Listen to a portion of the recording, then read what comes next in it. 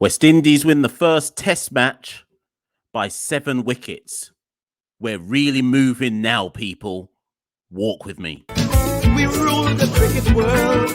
Now the rule seems coming. Welcome to the Caribbean Cricket Podcast, your one-stop shop for all things West Indies cricket. By the fans, for the fans.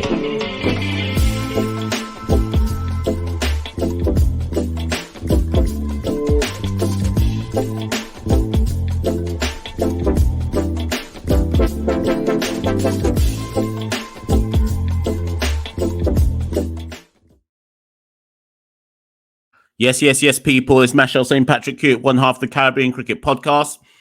And we're 30 minutes out from West Indies winning the first test match versus Bangladesh. We're moving. Life is good. We solidify our hold on 6th place in the World Test Championship. And I smile, because some people listen to that and be like, why are you celebrating 6th place? But listen, look who's beneath us. England, New Zealand, Bangladesh. These are heady times for West Indies Test cricket. We haven't been this high in theoretical rankings or been doing this well since probably when Sammy was captain. For those of you who remember, I think we beat New Zealand. Was it 2-0 at home in the Test series? And we briefly moved up to 5th or 6th in the Test rankings before obviously collapsing again from there. So this is as good as it's got in a long while. If you look back to when we went to Bangladesh at the start of 2021, still in the midst of COVID, we won that series 2-0, which was quite historic given the alleged weakness of the side we had taken. Remember, that tour was the tour that saw the birth of a Carl Mayers and Nkrumah Bonner, a Josh De Silva in the context of Test cricket, and you wouldn't dream of dropping those 3 now. We won that 2-0. From there, we played Sri Lanka at home in 2 Test matches, drew 0-0, 2 dead wickets for that. Then we played South Africa in the summer. They blew us away. We lost 2-0. We played Pakistan straight after, drew 1-1. We went to Sri Lanka, a place where we've never even won a test match, and lost 2-0, which was to be expected. England came in March. We beat them 1-0 in a 3-match test series, and we've just won the first match of this 2-match test series with Bangladesh. Listen, honestly, people, the records, that's 14 test matches since the start of 2021. We've won 5, lost 5, and drawn 4. It's not perfect. It's not brilliant. But what it is it's not a losing record. And if you go back and probably pick another year and a half, you're probably not going to find a record that good. Believe it or not, our test match team is in healthy condition. We're building a nucleus to build around with to build around with regards to test cricket. And this victory, as much as there was that mini collapse at the end of day 3, where we were 9 for 3 at one point, this victory was dominant. This victory was a dominant test victory. At no point in the test match from the opening session did you think West Indies will lose this test match. So this is as dominant as it gets. We've won basically after 3 days and 30 minutes. So it's essentially, for me, it's essentially a 3-day victory. That's domination. But before I get into it properly and break it all down, give some player ratings and so on and so forth, let's go through the usual kind of admin. Obviously, share the Caribbean Cricket Podcast with friends and families. Listen, people, our subscriber numbers are growing everywhere. Instagram, we're well over 1K now. Twitter, we're about 50 people away from 10K. Facebook group, I think, is just about to hit 2K. YouTube is 2.5K. And to some of you listening to this, you'll be like, those are small numbers. But listen, can't stop the movement. You can't stop the growth. This is getting bigger, and it's only going to get better in terms of what we're offering the Caribbean fan base and those who consider West Indies their second team as well. If you'd like to support the Caribbean Cricket Podcast, you can do so at Patreon. The number of patrons we've been getting over the last month, essentially since that Netherlands tour, has really increased. And I want to thank everybody who's made a contribution. If you've come in at the lowest level, $2, £2, whatever it might be, listen, every bit counts. Every single bit counts in helping us to do things like host this on StreamYard. There is a cost to this. Renewing the website, there is a cost to that. The official website, www.caribbeanccricketpodcast.com. Hosting on our podcast platforms in terms of audio podcasts, there's a cost to that. Doing the merch, There's a cost to that. So anybody who wants to support, listen, it all helps. None of that, as of yet, goes to making sure Santoki or I can buy a coffee or anything. All of the kind of support we get, we just use that to go back into putting things out there for you, the people, and improving the quality of what we do. So if you'd like to support, www.patreon.com/Carib Cricket. If you'd like to follow us, head to Twitter or Instagram at Carib Cricket. That's where you'll see the majority of our content, but of course YouTube as well. So if you're watching this after this video or during this video, press the like button, press the subscribe button, and of course share it with anybody who you think doesn't know about Caribbean Cricket Podcast. And of course, the website, which is the one-stop shop where you can find all the links to everywhere, including the merch, www.caribbeancricketpodcast.com. If you're thinking, hold on one sec. Can't even get this. Look at me doing a madness live on the video. Not even talking in the mic, just going into the distance and talking to you lot. If you're thinking about getting the merch, here is an example. This is my personal hoodie. Even though we ordered however many, I had to take one for myself, because whatever. So Caribbean Cricket Podcast hoodie, if you'd want to get one, there they are. Everybody who's got one so far has been messaging me going, Mash, it's really good. I think some people have been surprised at how good the quality of the merch is that we do. I'm actually thinking as well, let me talk open for a minute. I'm thinking, so you see my hat, limited edition maroon hat. Not many people have this limited edition hat with the maroon trim on the brim. I'm thinking of doing some CCP floppy hats. So instead of the maroon here, having the CCP thing in the middle, I'm thinking of it. If anybody knows anywhere where I can get floppy hats done, jump into the messages, DM me, whatever it might be, because I'm thinking of doing a limited edition CCP floppy hat. If you think that's a terrible idea, tell me that as well. But someone gave me the idea, and I think the streets want that. So let me know if you know anybody who I could get a distribution deal with, or for making them, etc., etc. But let's get into it now, people. That's enough of the admin. Let's get into the review of the first test. What can you say? Like I said at the top, comprehensive, dominant, as comfortable a victory as you can probably get with West Indies these days. But we'll go from the top. The team was exactly what I thought the team would be. Once I'd seen that Kemar Roach was fit, it was a no-brainer that Kemar Roach was going to play. And obviously there's been a lot said, and there's going to be lots written about the brilliance of Kemar Roach in this test match. He took 7 wickets, 5 for 53 in the second innings. I think it was 2 for 23 in the first innings. Let me just double check that. I want to make sure I've got my stats right. 2 for 21, in fact. So across the match, Roach took 7 for 74. It's phenomenal. It's phenomenal, and there aren't enough superlatives that I could possibly ring out for Kemar Roach. In the modern day context, in terms of our bowlers, he's as good as it gets. And people often forget that, remember, Kemar had that injury where his shoulder got banged up. He almost had to work on his action again. He wasn't as quick as he was before. And yet still, as he's got older, he's got even better. His understanding of how to manipulate and maneuver the angles of which to approach the wicket to work out, particularly left-handed batters. His ability to lure batters into full shots. Listen, this guy is unparalleled in the modern-day context. And to go to 249 wickets total so far in Test cricket, go equal Michael Holding and be in and amongst some of the great bowlers of West Indies cricket. We've got to give Kemar his flowers. Give him his full flowers. We're fortunate to still have him playing. It's even amazing when you remember that Kemar was over here in London playing for Surrey and got injured, I think, in his second game. This is way back in April. Kemar didn't play any of the first-class season for Barbados because he was recuperating from his injury. He's not yet at full speed. Remember, the West Indies press release when they announced the Test match squad only had 12 players. And they said, if Kemar can prove his fitness, we'll consider him as the 13th player. Once they announced that Kemar was fit, Kemar had to play. His record at Antigua is brilliant. His record versus Bangladesh is brilliant. So it was a no-brainer. And also because of the experience levels. Remember, Kemar is effectively the locker room leader. For those of you who are wrestling fans, think of it in the context of The Undertaker. There are certain players who, due to their seniority, eclipse the captain. Obviously, Craig's a great captain, but they eclipse the captain in so much as their seniority in the dressing room, having been there, seen it, done everything. So he's a locker room leader of sorts, and it was so important for him to be there to guide the pace attack with all of his experience. Yes, Alzari's played a bit, but Alzari's still young. Jaden's still finding his way in the game.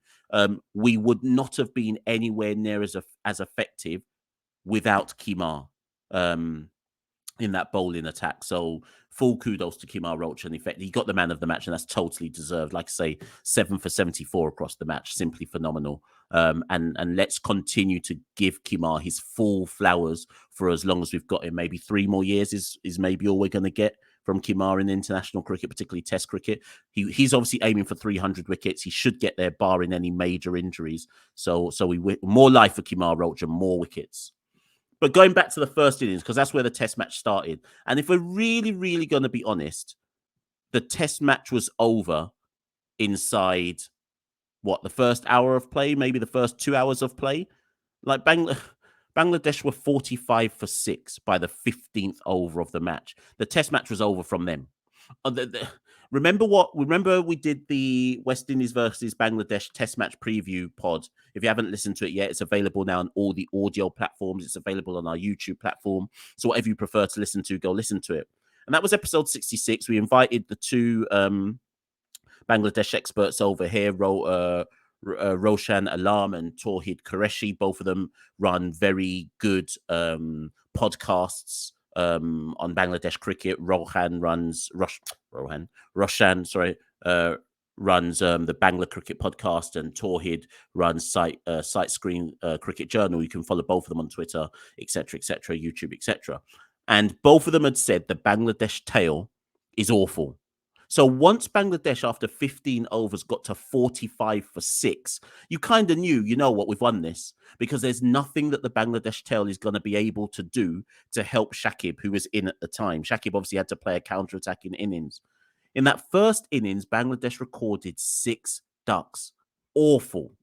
And there's no point in trying to find the positives in it or trying to come with some really kind of nuanced, balanced take. There's no nuance for this. It was awful. And unfortunately, Tawhid can't be with me. I wanted Tawhid to come on here to kind of give the Bangladesh perspective. Just realized I've got this on the screen. To give the Bangladesh perspective and kind of say, this is what's going on and so on and so forth. But Tawhid and Rushan said everything in the preview pod. They said that the batting is really brittle. South Africa had found them out. Sri Lanka had found them out. And again, if you go back and look at the stats of those 2 Test matches of the 2 series versus South Africa and Sri Lanka, the Bangladesh batting order had been found wanting at various times. So imagine, first Test, remember they had a warm-up game. And they played all right in the warm-up game. I think they made 390 odd or something in the warm-up game. And that wasn't against some scrub team. There were players in that team: Preston, McSween, Marquino, Minley, Jeremiah Louis, etc. There was a bowling attack in that team, and they put up 390 odd. Tamim obviously got 160 odds or something like that. So it wasn't like they came into the match having put up a ridiculous show of batting in the President's 11 game. They'd come into it all right. Obviously, they'd ideally have more than one warm-up game, but 45 for 6. And here's a catch. Of those 6 ducks, and even the players who didn't get ducks, so Tamim, Litton, Mehedi, even those players who didn't get ducks, how many of the 10 wickets in that first innings can the Bangladesh batters really hold up their hands and say, you know what, I got an excellent delivery there? I think it was the cricket from the Bangladesh batters was just loose. There was too many shots, even in the second innings. There were too many shots just wafting away outside, a 6th stump line? I'm not even sure if it was a 5th stump line. A 6th or 5th stump line just wafting, nicking behind, just giving it away. It's not good enough. If West Indies had done that, we'd rightly be saying it's not good enough. It's elementary. It's basics. It's poor. And that's what it was in that first innings. That said, some deliveries were good. A few. The pressure was good. I think the West Indian bowlers bowled with discipline. And you have to remember, Kemar isn't up to full speed. Jaden and Alzari had to come straight from Pakistan after the ODI series, 1 day rest and turnaround. So they're not fully up to top speed either. And this is why I've got to look at the Bangladesh batters and say, nah, That's subpar because we weren't at full speed. We really, really weren't.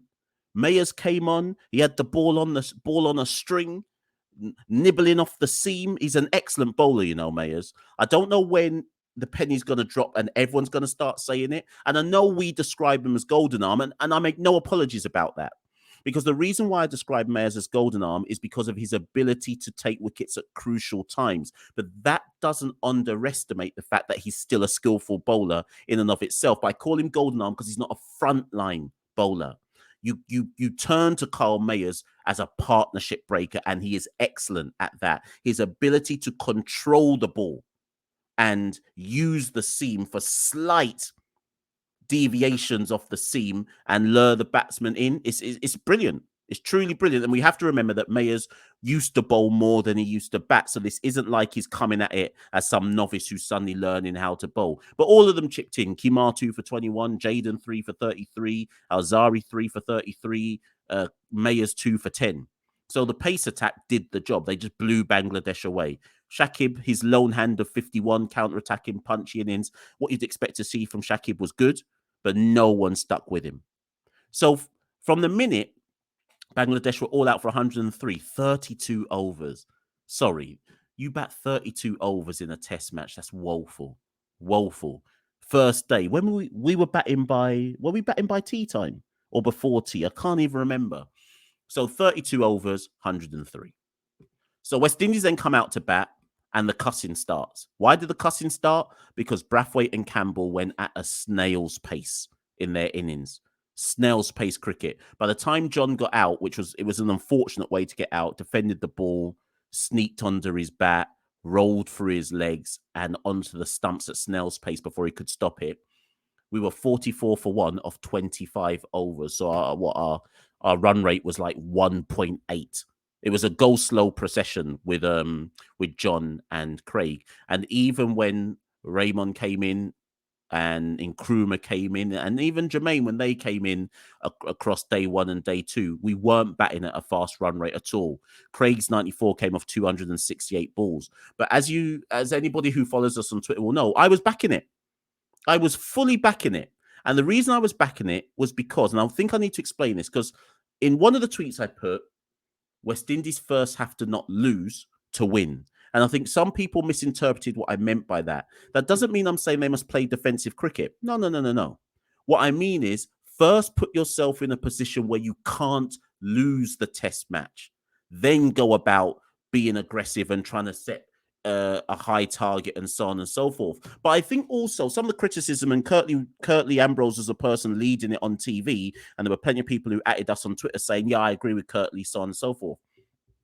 If you come into bat after you have blown the opposition away for 103 and you're into bat before tea on day 1, what's the rush? What's the rush, people? What is the rush? We didn't have to bat fast. It was day 1. The opposition had already been blown away. Yes, they're stamping your authority on it, and maybe people are like, I just seen England score whatever it was against New Zealand, 160 runs in like 10 overs or whatever it was they did against New Zealand. Okay, yeah, cool. But we're not England. Okay, yeah, we're better than them. But what I mean is, we're not that team. We don't play that brand of cricket. We are still a lowly team in Test cricket, trying to learn to win games regularly. And on day 1, and it was a tricky pitch. It wasn't like this was a true pitch where batting was easy. It was a bit up and down. You saw it again when Bangladesh came to bat. It wasn't, and even Shakib said it in his post-match press conference. Craig said it in his post-match press conference. It wasn't an easy wicket to play fluent cricket on. You had to pick your moments. You had to pick your shots. Patience was the name of the game for this test match. And Craig, for me, with 94 off 200, and let me find again, off 268 balls. We've seen him play these innings before, but he set the tone. Jermaine Blackwood, 63 off 139 balls. We know that Jermaine Blackwood is a naturally aggressive batter, but he played a patient knock as well. Play each ball on its merit. You saw what happened to the Bangladesh batters. They chased the ball outside 5th and 6th stump, I don't know what they're trying to do, score boundaries? Nicking off. It wasn't the type of wicket to dominate the bowlers. You bowled wicket to wicket and you could basically keep the batters in check. So I didn't mind West Indies' approach. And I always thought that that approach was setting us up to make sure that we could definitely not lose the test match. Yes, it was painful to watch. Yes, it was slow. But I've seen, and surely everyone who's watching this has seen enough West Indian collapses in what I was about to say recent years, take the last 10 years. You've seen enough collapses to understand why batting time was appropriate. The disappointing aspect of our batting was actually once Craig got out. So Craig got out when it was 197 for 4. And it was like 90 overs. Okay. And it was actually, that's the other thing I should say. So I'm going all over the place. I'm trying not to elongate this video. It was very much a new ball wicket as well. I think we should point that out as well. So Craig got out when it was 197 for 4. And obviously the dads was still there. We basically lost the last 6 wickets for 68 runs. So we collapsed. We completely collapsed. And I reckon if we had played aggressive cricket from the beginning, we would have collapsed completely anyway. Like we would have collapsed from the beginning. So it's just, I think it's important that we understand that actually that batting slow set the match up for us, and kind of grinding really slowly, the runs out set the match up for us. It was clearly, for me, the right way to play on that particular wicket, and nothing says that more to me than the fact we lost our last 6 wickets for 68 runs, and it should have reminded everyone, oh yeah, we can collapse really quickly because our batting still isn't in a position where we can be completely assured that they can stand up to scrutiny. Okay, and I mean, from a Bangladesh perspective, shout out Mahedi, 4 for 59. He bowled really tidily. And in fact, the Fizz, Khalid Ahmed, Ebadot Hussain, I thought they were good. I thought their seamers were good. A bit unlucky at times. Remember Bangladesh? I think there was 3 times they didn't appeal. I think there were some nicks behind and stuff. They didn't appeal for them. Whoever's Tawhid, if he's watching this, will come into the comments possibly and remind me how many times it was. But remember, there were some nicks behind or leg befores, which they didn't review. So this could have been a much worse situation as well than the 265. So with the 265, I think we had a lead of 100 and was it 140 odd? No, what was it? 160. 162. It was a lead of 162. I don't know if anybody expected us to blow Bangladesh away in the second innings, but we came close to, because once again, by the 39th over, Bangladesh were 100 for 5. And once again, one of them being the night watchman, Mahedi, but once again, of those dismissals, by the time Litton went for 17, of those dismissals, how many of them could say, you know what, I got a really good delivery? I mean, that's harsh because it makes like it sounds like I'm underplaying how effective the West Indian bowlers were. They were solid, they were accurate, they were disciplined. But I just don't think enough of the Bangladesh batters across both sets of innings made us work hard enough. The only batters who, Hassan Joy in the second innings was patient. He did the right thing, 42 runs of 153 balls. But when he lost his wicket, he gave it away. He'd done all the hard work to set the foundation, and then he chased one from Roach. I think it was when we got he chased one from Roach in the 45th over, and then it was 109 for 6. So Hassan Joy had clearly seen what Craig had done, seen what Dads had done, and realised, play the ball on its merits. Only try and put the ball away when it's clearly a loose delivery. And he'd got to 42 of 153. Right way to play. When he got dismissed on 109, it looked like we were going to win by an innings and whatever. But credit where credit's due, because Shakib and Al-Hasan, the wicket-keeper, put together over 100 runs with their partnership to force West Indies to have to bat again. And it was a good partnership.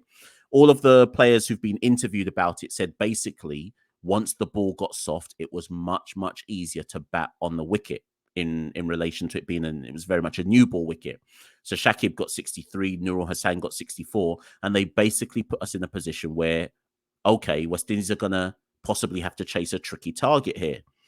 But once we took the new ball, so we took the new ball obviously after 80 overs, and we had basically dismissed Bangladesh completely in 10 overs time once we took the new ball, Roach being the chief destroyer. So Shakib went on 82 overs. He gave I thought it was a loose shot. I think Brathwaite caught him at cover, 232 for 7. So when Shakib went, it was 232 for 7.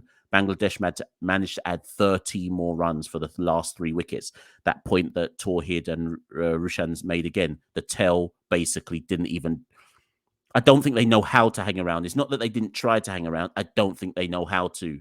Roach took out Eberdot's stumps. Joseph took out the Fizz's stumps. And Al-Hasan nicked behind to Josh chasing one again for 64. So once Shakib basically went, the fight was over, and Roach and Joseph did the rest in terms of cleaning up the Bangladesh tail. So that effectively left us... Oh, sorry, and I should just say, so Roach 5 for 53, Joseph 3 for 55, Carl Mayers 2 for 30. They were the key wicket takers in that particular innings, which left us with 84 runs to get to win the test match. And as those who saw the end of day 3, of course, nothing West Indies do can ever be straightforward. We were 9 for 3 by, what was it, after 2 overs? 9 for 3 at the end of the 4th over. Brathwaite 1, Reefer 2, Bonner duck, Khalid Ahmed bowling really well in his opening spell to leave us rocking at 9 for 3. But effectively yesterday and then today, in like 30 minutes time, the 2 Jamaicans, John Campbell and Jermaine Blackwood, did the job. Campbell ending on 58 not out. Really, really good for him. And I don't say this being a Jamaican. I say this because, and I'm sure there's going to be some comments about this, I say this because John Campbell is actually a good player. And I think anybody who's a true cricket fan can see and recognize that Campbell has all the raw materials to actually be a good test match player. But if you continually have seemingly brain fades and seemingly ways of getting yourself out once you get to about 20 odd, no matter how good you might look, maybe you just can't cut it at the test level. Once again, whilst everybody was losing their head in that key spell from Khalid Ahmed, Campbell got to close yesterday on 28 not out. And all the questions, and he looked good. He looked in good touch, good with his defense, put away the bad balls. And all everybody would have been asking overnight was, can Campbell stay unbeaten when we win today? Because he knew we were going to win. Can he stay unbeaten? And can he get a 50? And he did that. No concerns whatsoever. If this doesn't do John Campbell the world of good for his confidence, I don't know what else will. 58 not out. To go with a solid 24, but again, that solid 24 in the first innings was typical John Campbell. Done all the hard work, seen off the new ball, faced about 90 deliveries, and found a weird way to get himself out. There's only so many times you can do that before everybody loses all patience with you and no one can defend you at the test level. This 58 will hopefully get some people off his back, but more importantly, hopefully, it's the mental connect he needs in his own head to convince himself, I've got the game to succeed at this level. Me personally, I just want John to trust his natural game. Not natural game like Jermaine Blackwood, where it means hit all the balls in the air and be ultra aggressive, but trust his natural game in so much as, I see a bad ball, I'm going to put it away. He has worked on his defense. I genuinely believe he has worked on his defense outside the off stump in particular. It's for him, it will, for me, and I hope, well, not for I hope, for me, I think it's always been a mental issue for John about him telling himself he's good enough. If he's overcome that, if this knock has helped him overcome that, more power to him. Ideally, I would like to see John put up another plus 50 score. Ideally 100, but another plus 50 score in St. Lucia. It's probably going to be a wicket that favours the seamers much more. It will pose a different set of challenges. But I'd like to see John put another set of figures together. That 58 is probably going to be enough now to see John travel to Australia. I don't think you can drop a man after he gets a 58 not out to lead your team to a test match win. Unless he gets a duck and a duck in the second test. I'd imagine now that's enough for John Campbell to go to Australia. And of course, Dad's as well ended 26 not out, and he looked completely comfortable in his defensive game and his attacking game to complete a really good test for him with the first innings 63 as well. So what can you say, people? A comfortable victory. Was it completely positive? No, nothing should ever be. There should always be some elements of that of a victory where there's a few concerns and things that you want to work on. So I guess to briefly end this video, I said I was going to do player ratings. I'll decide in a minute if I'll finish with that. But some areas of concern I think Phil will want to be looking at not be worried about, but be looking at the end of this test match. One, he'll be glad that we've got a day off now. So obviously we've won it inside 3 and a bit days. So he's got a full day off before they then go the following day to St. Lucia. That will give hopefully Jayden Seales and Alzari Joseph some recovery time. Remember, people, they went from the Netherlands to Pakistan, 1 day's rest, if that, to then get ready for this test series against Bangladesh. Hopefully an extra day off helps their recovery time and allows the kind of strength and conditioning team to get Jayden and Alzari ready for St. Lucia. Jayden looked a bit off, if I'm honest. I know he took 3 for 33 in the first innings. He went wicketless in the second innings. I think he looked a bit below par, and that tells you how much Bangladesh gave their wickets away. Jayden wasn't at his best. Alzari got his best test match figures in the first innings. He took 3 for 33 as well, and he took another 2 in the second innings. But I don't think another 3, so 6 wickets in the match for Alzari. But I don't think Alzari was at his best either. But it was good to see him proving himself at the international level. And I think it helped Alzari that he was the first change bowler. Remember what I've been saying for about years now about Alzari. Give him more responsibility. Don't allow him to be the 4th bowler or the 5th bowler who you just turn to because he's there. Give him some more responsibility. And in this particular match, he knew he was the first change bowler on most occasions, and he responded with 6 wickets. But I think he looked a bit undercooked. Phil Simmons alluded to it in the post-match press conference. Kemar Roach isn't up to full speed. We played him because of his experience and because he's a locker room leader, and he's the leader of the attack. But he's coming off no cricket in 2 months and took 7 for 74. He's still a bit undercooked as it is as well. So I think some of the things looking forward to the second test is about getting the bowlers a bit more match ready. If they can do this and they're not even match ready in what should be more favourable bowling conditions in St. Lucia, hopefully they're fully firing. I don't know where we stand with Moti. I mean, the Pacers did most of the work. Moti was tidy. He only got to bowl 16 overs in the match. He was tidy. I saw enough there to say that we should persist with him, but he may well be a bit disappointed that he didn't get any wickets with the older ball, particularly when Shakib and Nurul were going great guns when the ball got a bit older. But I don't know if they'll play him in St. Lucia. They may well go with an all-pace attack in St. Lucia. Who knows? But Moti was tidy. And then with the bat, there'll be a few question marks.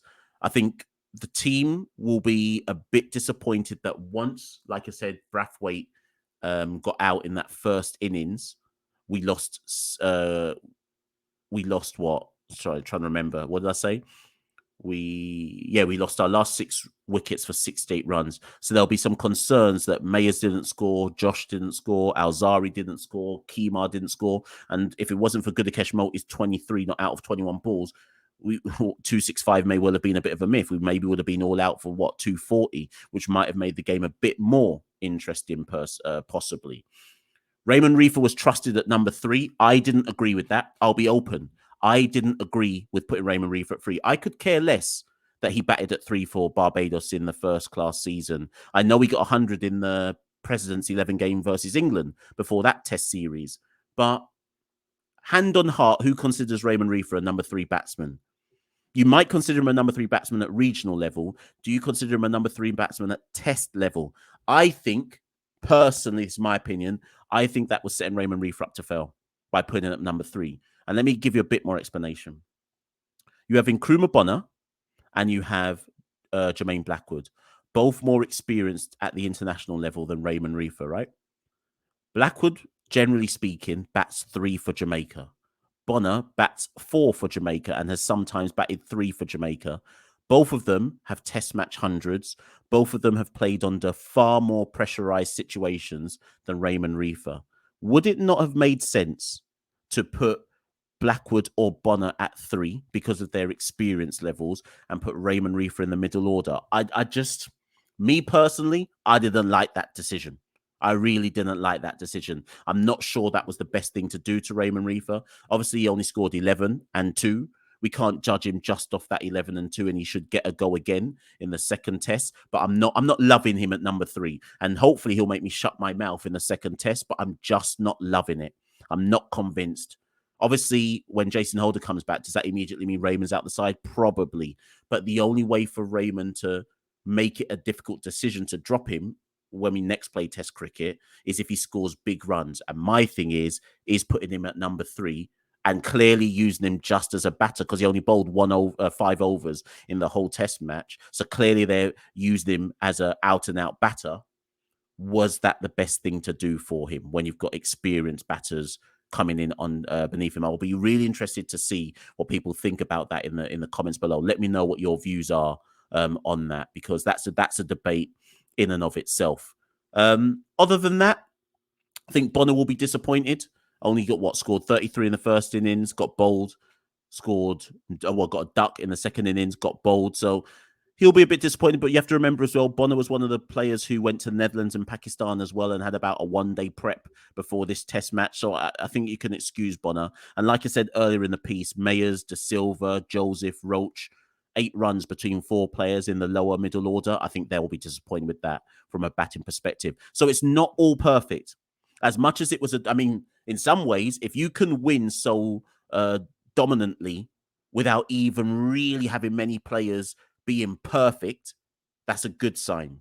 And Bangladesh should possibly be worried, because I don't think we were bowling at our best and we still won by 7 wickets and we still blew Bangladesh away for 103 and then 200 and what did they get in that second innings? Was it 240? For 103 and then 245. If I was Bangladesh, I'd be a bit worried. But then again, the other flip side to it is Bangladesh should surely go away now in the camp and be like, put a price on your wicket. Put a price. But be worried, because St. Lucia is going to offer more pace and more bounce. And if Antigua caused them a problem in terms of new ball bowling, well, boy, St. Lucia's going to be more. That's my gut instinct because of how St. Lucia tends to play. It's going to be more of a problem facing a West Indian attack that will actually be more refreshed, now have a bit more miles in their legs and a bit more rest and recuperation to go again. So, good luck, Bangladesh, is what I say in the second innings.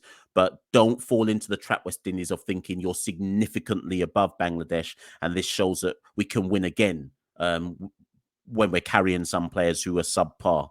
Not necessarily, but I don't expect us to be subpar in the second innings. Listen, people, I said at the top of... in the second test. Listen, people, I said at the top of the show that I'd do some player ratings. Actually, I don't think I'm going to. I think in covering the Test match and kind of all the different talking points I've spoken about, we don't need to go down a player rate. Or should I do it? Should I do it? Should I do player ratings? Quick player ratings, then. Quick one, and let's end on 40 minutes. Okay, let's end on 40 minutes. So quick player ratings, boy. So Craig Brathwaite, winning Test match captain. 94 in the first innings, 1 in the second innings, wins the Test match, captain the side well. 6 runs away from a century. An 8.5 for Craig Brathwaite. I love when I give these ratings because you always get back in the comments, go, no, you should have given that one. 8.5 for Craig Brathwaite. John Campbell, 24 and 58, unbeaten 58, highest score in the second innings to lead us to victory. 7 for John Campbell. Nkrumah Bonner, 33 and a duck. Poor Test match for him. 4. Is that too high? 4 out of 10 for Nkrumah Bonner. Oh, sorry, I forgot Raymond Reefer actually came at number 3. Raymond Reefer, 11 and 2. 5 overs, none for 17. Picked as a batter, not as an all-rounder, because he only bowled 5 overs. He got a good delivery. In fairness, that 11 in the first innings was a good delivery, from Eberdot. Totally squared him up. And the second one was unlucky, but it's still 11 and 2. Listen, we got to go by what he actually got. 1 out of 10. Jermaine Blackwood, 63 in the first innings and 26 not out in the second. 8 out of 10 for Jermaine Blackwood. Got to give him 8 out of 10. And before people get on to me, remember, there were only 5 50s in the whole Test match, no centuries. So 8 out of 10 for Jermaine Blackwood.